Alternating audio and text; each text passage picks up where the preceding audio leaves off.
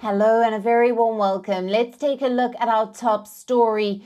Israel is all set to approve thousands of building permits in the West Bank, despite U.S. pressure to halt settlement expansion that Washington sees as an obstacle to peace with Palestinians. Now, according to reports, Israel has included its plans to approve over 4,500 housing units in various areas of the West Bank, although only over 1,300 are up for final approval. Now, the remainder of the units are yet to undergo the preliminary clearance process.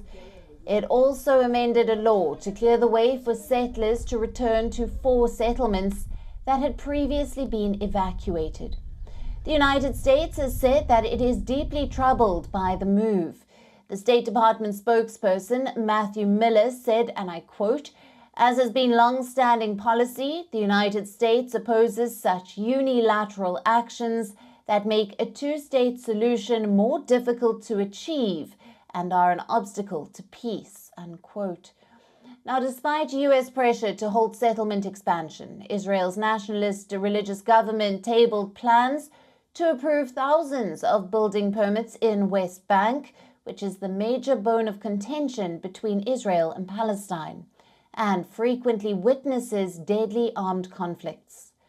Now, according to Israel's finance minister, Bezalel Smotrich, the Netanyahu government will continue developing the settlement and strengthen the Israeli hold on the territory.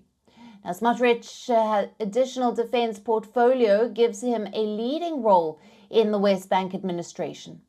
Since entering office in January, Prime Minister Netanyahu's coalition has approved more than 7,000 new housing units deep in the West Bank.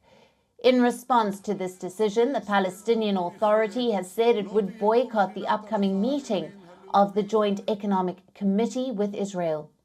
Palestine exercises limited self-rule in parts of the West Bank.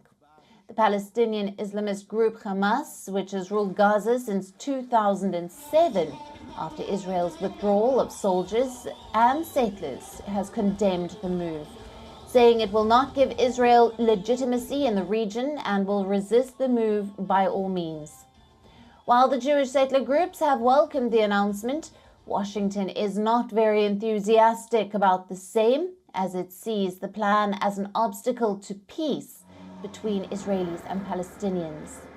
The Israeli plans come after Prime Minister Benjamin Netanyahu delayed plans to advance the highly controversial E1 settlement project amid U.S. pressure. Now, being in one of the most conflicted zones of the world, the inhabitation of the new built-up area could very well turn out to be the next big challenge for the Netanyahu government.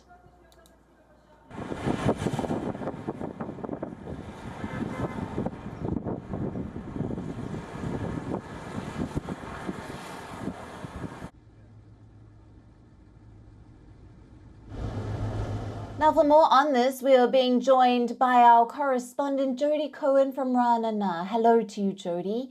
Now, why has Palestine boycotted Israel's invite to the eco-meet?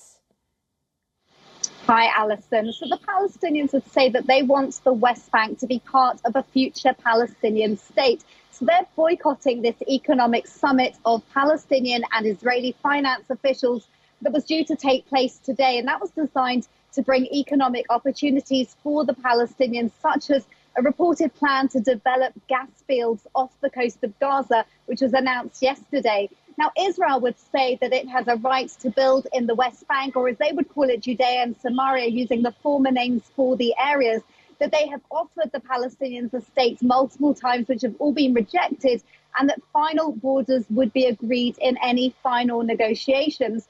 But looking abroad, the Biden administration, as we know, says that the settlement, they believe the settlement construction is an obstacle to peace. And settlements are also opposed by Arab countries, including those with older and newer relations with Israel as well. Meanwhile, we're also hearing breaking news that there have been clashes in Jenin this morning. Islamic Jihad's Al-Quds Brigade reportedly ambushed some Israeli soldiers. We're hearing that 6 Israeli soldiers have been injured, 30 Palestinian gunmen have been wounded and 1 killed. And reportedly, Israel has carried out an air attack in the area in response, which is an extremely rare move. Right. Jody, is there a timing to this decision on the West Bank expansion? So next week's Defence Ministry meeting talking about these settlements, it comes as the 4-month moratorium on settlement building expires. It also comes at a time that Netanyahu is facing multiple pressures, both externally. For example, Milchem is testifying in the trial against Netanyahu this week. We're seeing continued judicial reform protests, but also pressure coming from his coalition partners. And it's also interesting that the announcement comes on the same day as other developments. So firstly, Israel announced the talks with Egypt in coordination with the PA on this developing these gas fields off Gaza, potentially, which could bring billions of shekels to the Palestinian Authority. And not everyone in the coalition would necessarily be happy with that. It also comes at a time when Netanyahu has announced that while parts of the original judicial reform bill will be revived, he said that as a whole, the bill is dead. Again, following these mass protests we've seen, and despite calls from some coalition partners to pass the bill in its entirety. So commentators are suggesting that Netanyahu would have needed an announcement that his coalition partners, that his party and supporters would have been happy with, to balance these other developments and other pressures going on right now. Absolutely. Jody, thank you very much for bringing us all the latest details coming out of Israel.